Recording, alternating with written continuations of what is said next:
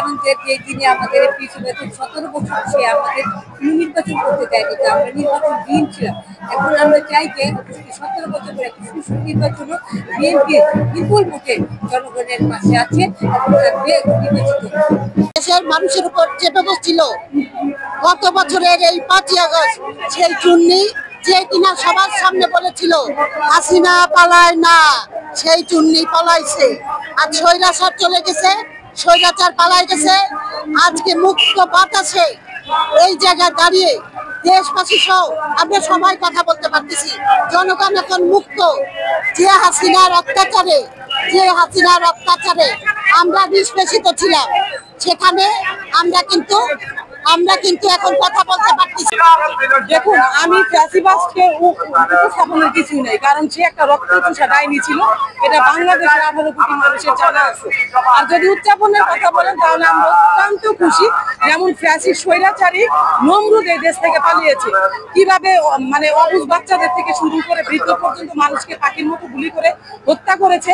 এটা বাংলাদেশের ইতিহাসে কোনো শাসক করে নাই, যেটা এই ফ্যাসিস্ট হাসিনা করে গেছে।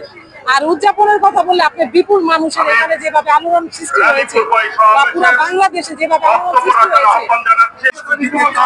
এই বাংলাদেশের মাটিতে আর কোন ফ্যাসিবাদ, আর কোন স্বৈরাচার, আর কোন খুনি রাষ্ট্রনায়কের জন্ম হবে না। আমরা বিগত দিনে যে 16-17টি বছর আমাদের দলের ভারপ্রাপ্ত চেয়ারম্যান জনাব তারেক রহমানের নেতৃত্বে আমরা এই ফ্যাসিবাদ শক্তির বিরুদ্ধে লড়ে এসেছি। অবশেষে 5ই আগস্ট আমাদের জাতীয়তাবাদী শক্তি এবং ছাত্র জনতা, শ্রমিক ভাই বন্ধু সকলে মিলে আজকের এই দ্বিতীয় স্বাধীনতা আমরা অর্জন করেছি। এইটাকে আমরা ধরে রাখতে চাই, এইটাকে আমরা প্রতি বছর পালন করতে চাই।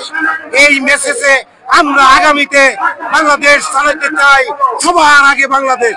দিনে আমরা ঠিক এই দিনে গত বছর গণ আন্দোলনের মুখে খুনি স্বৈরাচারী হাসিনা পালিয়ে যেতে বাধ্য হয়েছে বাংলাদেশ থেকে।